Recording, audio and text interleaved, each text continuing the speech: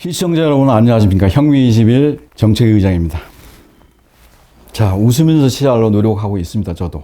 원래 근엄하게 생겼다는 말을 많이 듣는데 저는 근엄하지는 않고요. 가능한 웃으려고 노력을 많이 하는데 잘 안 됩니다. 죄송합니다. 첫 번째 시간에 경제 파탄을 위기를 낸 이유가 비용 충격에 대해서 말씀드려서 그래서 네 가지 경우를 얘기 드렸고요. 이번 시간에는 재정 지출 낭비로 인해서 소위 말하면 재정 적자로 인해서 경제 파탄되는 책임이 문재인한테 있다는 것을 말씀드리도록 하겠습니다. 재정 지출이라는 게 뭡니까? 들어오는 국민의 세금 수입 범위 내에서 지출을 해야 되는 게 바로 재정 지출 아닙니까? 근데 재정 적자라는 건 뭡니까? 들어온 수입보다 지출이 더 많다는 것이죠. 그래서 재정 건전성 훼손이 문제가 된다는 것입니다. 그래서 재정 적자, 그러니까 초과 재정 지출을 보존하는 방법은 국채 발행하는 것하고 그다음에 한국은행이 본원 통화를 공급해서 화폐를 발행하는, 그래서 재정 충당하는 두 가지 경우가 있어요. 국채 발행한다는 건 뭡니까? 미래에 기대되는 수입 세금을 미리 당겨서 지출하는 것이 되겠고요. 그 다음에 중앙은행인 한국은행에서 화폐 발행하는 것이 또 하나의 방법이 된다고 말씀드렸어요. 자, 예를 들어서 세금 걷어들인 게 10억입니다. 근데 지출이 12억이 됐어요. 그러다 보면 뭡니까? 초과 재정 지출, 재정 적자 마이너스 2억 아닙니까? 어떻게 메꿔야 됩니까? 국채 발행을 예를 들어서 하는 경우하고 그 다음에 통화를 증가시키는 방법 두 가지 있다고 그랬는데, 예를 들어서 국채 발행으로 1.5, 그 다음에 본원 통화 화폐 발행에서 0.5, 그러니까 5천만 원. 이때 기재부가 초과 재정 지출 2억에 대한 의사결정 책임이 있고요. 그 다음에 국채 발행을 1억 5천을 한다고 예를 들었는데 이것도 기재부 소관인 사항이 되겠죠. 그리고 중앙은행은 뭡니까? 추가 화폐 발행하는 5천만 원에 대한 책임이 있는 것이죠. 그래서 양자는 서로 조율을 잘 해야 됩니다. 그래서 사실은 협력 관계도 있을 수 있지만 잘못된 건 바로잡아주는 견제와 균형 역할도 있는 것입니다. 우리나라 이것이 잘 되고 있습니까? 잘 안 되고 있죠. 한국은행은 기재부에 예속되어 있는 기관처럼 돼 있죠. 여러분들 아시지 않습니까? 자, 그러면은 초과 재정 지출의 의미를 얘기 드립니다. 이게 정부의 빚이죠. 나라 빚 아닙니까? 그러니까 당연히 반드시 갚아야 돼요. 바람직한 방법은 뭡니까? 경제 정책을 잘 수립해서 경제 성장을 시키고 경기 진작을 시켜서 세수를 증대해서 적자를 복충해야 되는 것이죠. 이때 경제 성장률이라는 건 다른 말로 얘기하면 투자 수익률이라고 볼 수도 있고 세수 증가율이라고 볼 수도 있습니다. 그 다음에 이때 국채 발행한 국채는 실질 이자율이 바로 조달금리가 되겠죠. 근데 만약 재정 지출이 낭비가 심하다,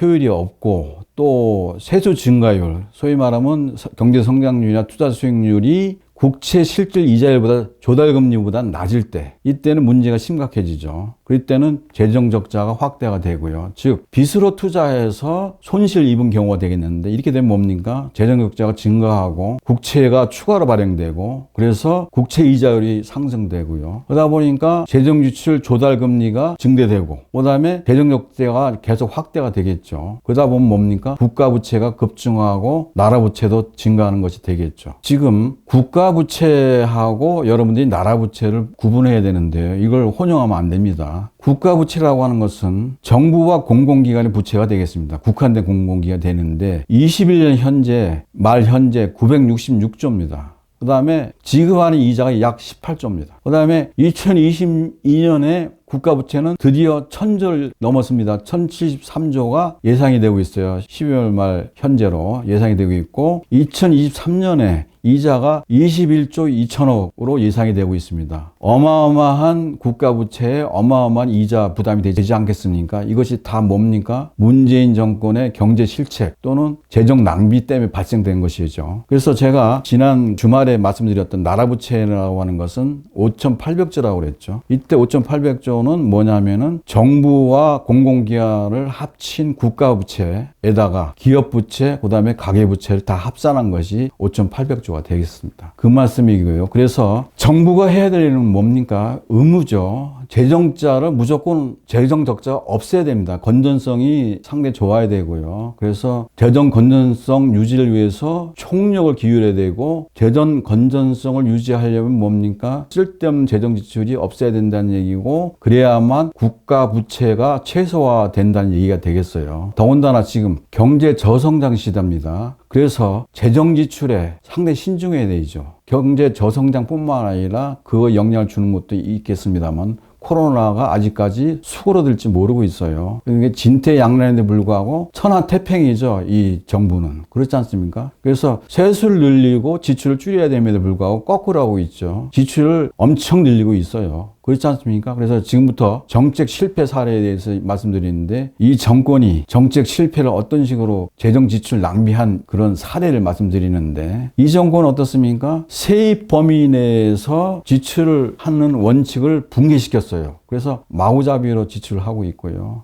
오로지 정권 연장을 위한 선거에 올인하죠. 총선이라든가 지방선거라든가 대선이라든가. 어쨌든 이런 정권이 저지른 잘못된 사례를 말씀드리면 전 국민 재난지원금을 낭비했죠. 그러면서 재난지원금이 필요도 없는 국민한테까지 다 줬어요. 이게 말이 됩니까? 아니지 않습니까? 선별적으로 지원해야 되는데 다 지원했어요. 그러면서 자영업자 지원은 굉장히 인색했습니다. 요번 그 22년 예산이 606조라고 그러는데 추경이 70조라고 합니다. 근데 거기에 자영업자 지원은 또 부족하다고 합니다. 그래서 다시 초과 지출해서 추경을 적자 국채를 발행한다고 얘기합니다. 미친 인간들 아닙니까? 그 직무유기가 되는 거죠, 공무원들. 그 다음에 일자리 지원 명목으로 예산 낭비하고 있고, 그렇지 않습니까? 실질적인 보여주기식 일자리가 많지 않습니까? 노인들한테 길거리 가서 꽁초 준다든가 창문 닦는 거라든가 생산성이 전혀 없는, 시간만 지나면 바로 다시 실업으로 돌아가는 이런 말도 안 되는 일자리 지원 명목에 예산을 많이 낭비했죠. 그 다음에 보편적 복지를 추진하고, 그 다음에 코로나 방역도 예산 낭비가 좀 많았어요. 예를 들어서 코로나 추경 때문에 수십조를 갖다가 추경에 반영했다 하면서도 뭡니까? 코로나 예방이라든가 의료시설, 인력, 장비 확충에 대한 예산은 태부적이고, 그렇지 않습니까? 오로지 뭡니까? K방역 홍보에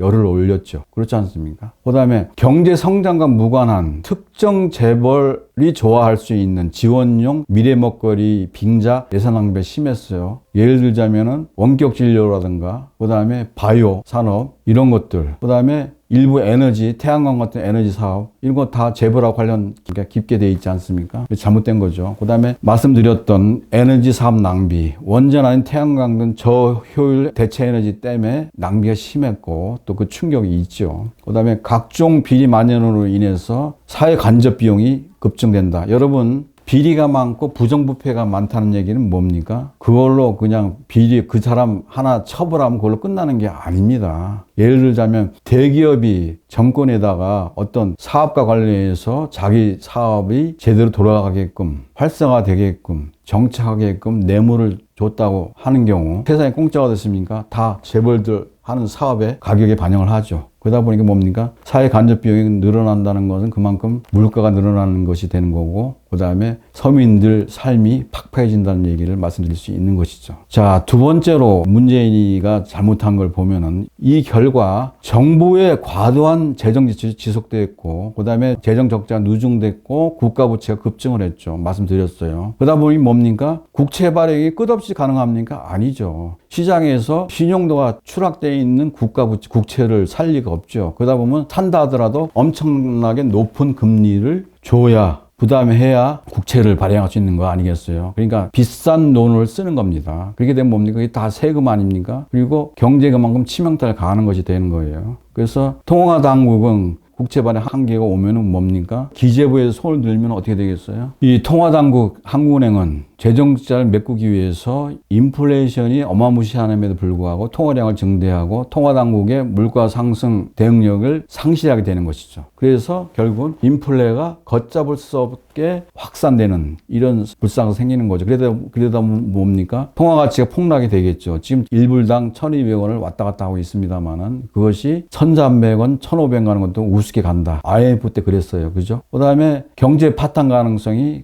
어느 때보다 높습니다. 이것을 누가 경고했냐면은 노벨 경제학 수상자인 토마스 사전트 교수, 닐 월리스 교수가 한국에 이러한 재정 지출 낭비에 의해서 경제가 파탄될 수 있다는 것을 경고를 했습니다. 자, 인플레 얘기가 나왔는데 지금 인플레가 장바구니 물가가 어마무시하게 올라 있지 않습니까? 그래서 우리나라 보면은 어때요? 장바구니 생활 물가가 작년 말에 4.6%나 올라갔어요. 그거는 9년 만에 처음이라고 얘기합니다. 그 다음에 미국 물가가 지금 어떻습니까? 1월달 소비자 물가가 7.5% 올랐어요. 40년 만에 처음이라고 합니다. 이게 무슨 의미입니까? 소위 말하면 양적 완화로 돈이 많이 풀리는 것을 인플레를 막기 위해서 양적 긴축, QT라고 하는 그런 긴축 공포가 코앞에 있다는 얘기죠. 그래서 고금리가 코앞에 있고 그러다 보면 뭡니까? 가계부채, 기업부채, 나라부채 어마무시하게 많은데 이게 뭡니까? 금리가 올라가면 뭐가 되겠어요? 파산되는 것밖에 더 있겠습니까? 그렇죠. 그러다 보니까 굉장히 심각하다는 얘기를 말씀드릴 수 있겠고요. 자, 정치권은 어떻습니까? 국가 부채 증가 속도가 엄청나게 빠른데도 불구하고 빚내서 돈 쓰는 걸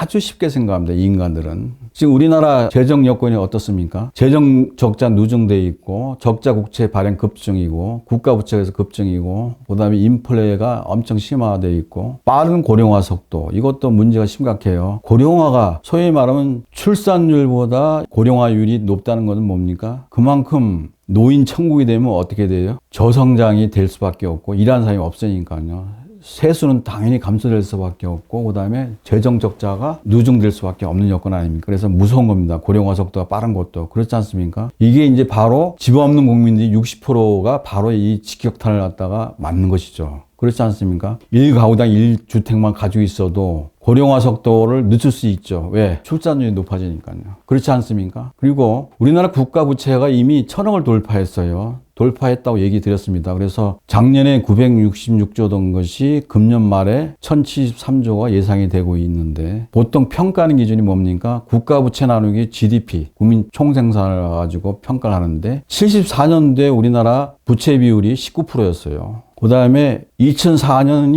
20%였어요. 그러니까 30년 동안 거의 국가 부채가 안 늘어났어요. 그렇지 않습니까? 근데 2011년에 30%로 올라가기 시작하더니 문재인이가 취임한 2017년에 36%, 중간 지점인 20년에 44%, 그 다음에 금년에는 50.5%가 예상이 되고 있어요. 그래서 국가 부채가 문재인 5년 동안 36%에서 50.5%, 소위 말하면 15%가 올라갔죠. 30년 동안 74년도에서 2004년까지 부채가 겨우 1% 늘어난 20%였는데 30년 동안 안 늘어나던 부채가 이 인간은 5년 동안 무려 15%를 늘려놨어요. 이게 말이 안 되는 거죠. 그죠? 그 다음에 정치권에서 갖고 있는 한심한 인식 수준이 있어요. 그 이재명 그 대선 후보. 이 인간은 100%를 초과해도 문제가 없다고 생각하고 있어요. 그 다음에 윤석열이도 보면은 재정 지출을 늘려야 된다는 입장을 갖고 있어요. 자영업자 지원부터 시작해서 그런 생각을 갖고 있는데 두 사람 인식 수준을 보면 굳이 비교한다면은 둘 다 문제가 있지만 특히 이재명의 문제가 심각한 거죠. 그렇지 않습니까? 근데 국가 부채가 늘어도 별 문제가 없다고 생각하는 근거가 뭐냐면은 미국이 134%입니다.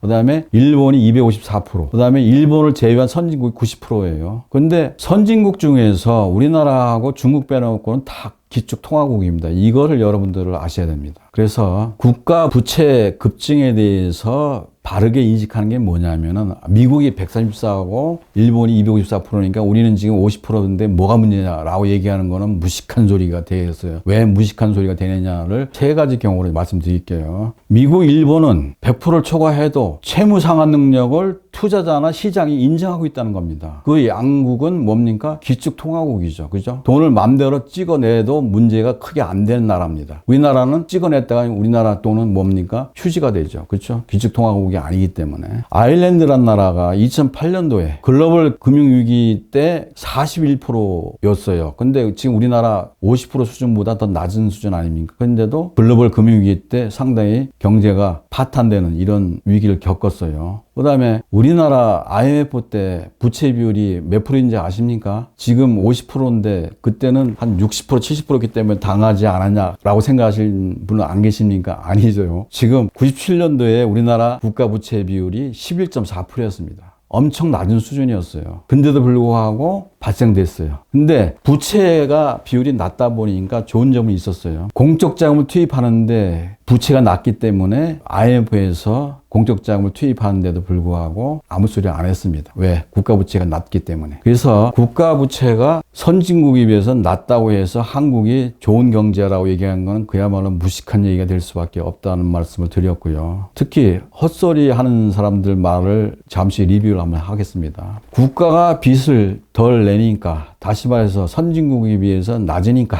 가계부채가 급증한 게 아니냐. 그래서 순수 가계부채는 1760조고 그 다음에 관련 부채까지 합하면 3500조 얘기 드렸고, 이것이 우리나라 경제를 파탄시킨 주범이 될 확률이 높아요. 그 다음에 국가부채도 마찬가지고요. 근데 이것이 왜 헛소리냐면은 문재인이가 급증시킨 가계부채 급증 요인은 뭡니까? 소득주도 성장. 제가 지난 시간에 말씀드렸죠. 경제 실정 때문에 소득 감소, 실업 증가. 이것 때문에 가계부채가 급증을 했어요. 그 다음에 거기다 엎친 데 덮치는 격으로 경기가 저성장했죠. 코로나가 횡행거리고 그 다음에 경기 침체가 되다 보니 가계부채가 늘어났고요. 그 다음에 부동산 정책 실패. 부동산 가격을 폭등시키다 보니까 이것도 영끌 투자나 은행으로부터 돈을 빌려서 주택을 구입한 사람들 때문에 가계부채가 많이 늘어났습니다. 결국 뭡니까? 코로나 하나 빼놓고 소주성이라고 경제 실정이라든가 부동산 정책 실패가 뭐예요? 문재인이 작품 아닙니까? 근데 무슨 국가 빚을 덜 내니까 가계부채 급증했다 이런 헛소리를 합니까? 말이 안 되는 것이죠. 따라서 지금 현재 우리나라 국가 부채비율이 굉장히 높다는 것을 의미하는 것은 문 정권이 엄청나게 경제 실정을 했다는 얘기고, 이것은 비유적으로 얘기하면 고삐 풀린 망아지보다 더한 여건이고요. 국가 부채는 늘어도 상관없다는 이 제명 같은 인식은 뭡니까? 세상을 속이는 혹세 무민이라고 볼 수 있는 것이죠. 그래서 우리나라 지금 보면 2022년 정부 예산 6,607조예요. 근데 그 중에서 적자 국채가 70조라 말씀드렸어요.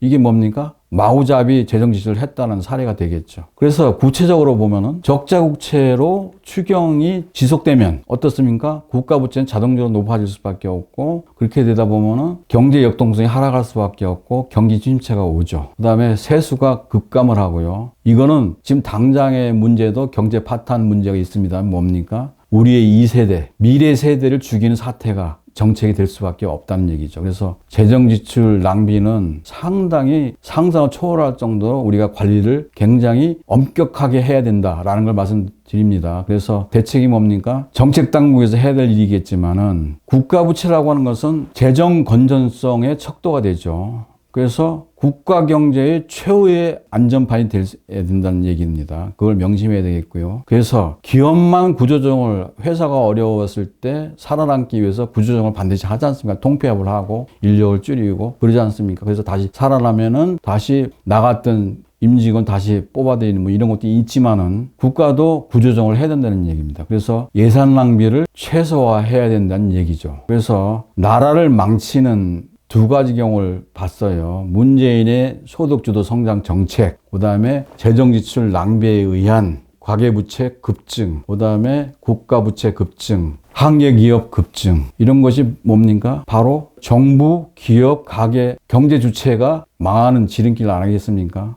그게 바로 초대형 복합 위기란 말 아니겠어요? 제 얘기가 아니고 많은 전문가들이 인정을 하고 있어요. 자, 시청해 주셔서 감사합니다.